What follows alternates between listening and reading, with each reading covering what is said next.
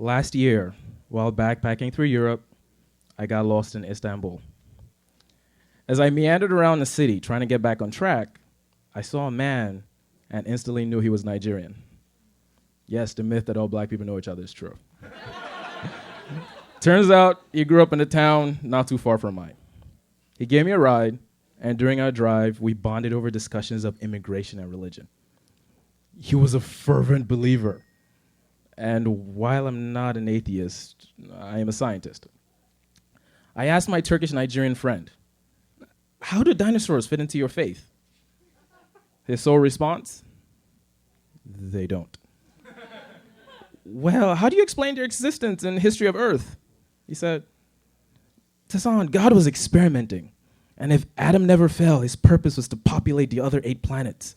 The fall of Eden is why every other planet in the solar system is barren." We laughed riotously for 5 minutes, and then it dawned on me he was serious. This unnerved me. His tank was almost empty, so we made a detour. As my new friend pumped gas into his car, he confessed he was in love with a Turkish girl. Laughing, I said, "Give me the details, homie." With a sad smile, he said, "No, it's not going anywhere." He didn't need to say more. The nodding of his head and the silence was enough. Innately, I knew his story. I'm fairly certain it was similar to a lot that I knew of. Ignorant folks were definitely main characters. You see, turning 13, I moved to the US from Nigeria. At that age, I couldn't fully comprehend the significance of immigration. My first day in my American school, my body was a shaken bottle of soda with bubbling hormones of excitement and fear. Who would my first friend be? What would they look like? How bad is my accent? I walked into the classroom, heart pounding, hands sweating as I decided where I would sit. In the front, hell no. In the back, no one would notice me there. As my right and left brain continued to debate, I watched in horror as all the seats were filled. All except one. The special desk in the corner. Fuck. Now, not only would everyone notice the new kid in class, they would also wonder if I'll attempt to bite my desk or slobber all over my books. As the class settled down, the teacher walks to my desk and stands next to me. The horror of what she's about to do is slowly settling. "Hello, class, we have a new student. His name is..." She butchered my name like a blowjob with braces. And then she proclaimed, "He's from Africa!" Okay, now my annoyance overpowered my embarrassment. Africa is not a country. What the fuck is she talking about? I was about to correct her when all of a sudden the mood in the class shifted from nonchalance to curiosity. The change was palpable. There were oohs and ahs. I suddenly felt like a celebrity.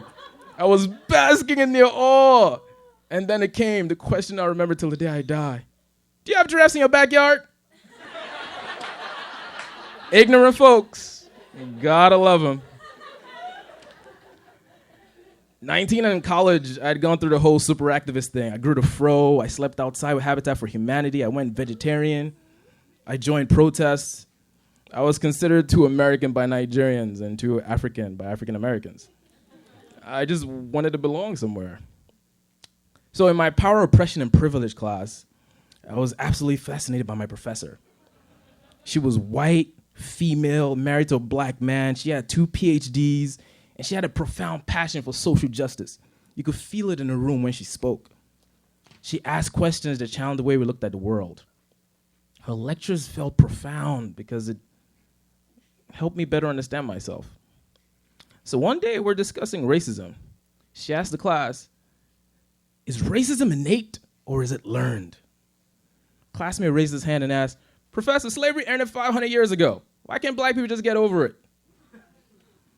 The class went dead silent for a solid 10 seconds. And then suddenly a cacophony of words burst out of my mouth. I have no clue what I said, but I remember being kicked out of the classroom. Apparently, I lost my shit in there. As I calmed down in the hallway, I realized that I was not the only one in exile. I looked, there was a girl standing next to me. She was visibly livid. Guess she lost her temper in there too. Hi, my name is Tosan. How you doing? You and I should ditch this for an anger management class. I saw her smile and it was a wrap. Her skin was the color of terracotta. Her hair was dark as midnight. She wasn't hot or sexy. She was fine. I was young and I fell hard. What are you thinking about? I finally found where I belonged. So I remember the first time I made love to her. We didn't step out of the room once in 48 hours. We talked about politics, economics, race, music, foreign cultures, all the while interspersed with sex and food. During that magical time, she said something that stuck with me. Tosan, when I lay on you, I feel like a highlighter, and you're the black ink. We rolled in bed, dying of laughter till tears fled our eyes. If you can't tell already from my shitty metaphors, she wasn't of my ebony persuasion. In college, that didn't mean anything. We were living in a bubble. Her folks were extremely conservative. So we had routines that at the time were annoying, but today I just find very, very disturbing.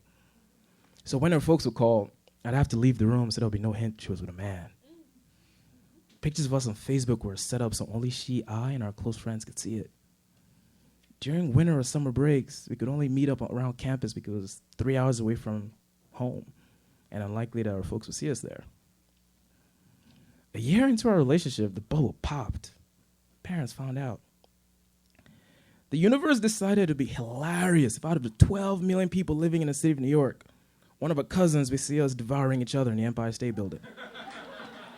Note to self, always be cautious when engaging in carnal activities in historical monuments. Her family wasn't mad. No. They simply gave her a choice. Leave him or leave the family.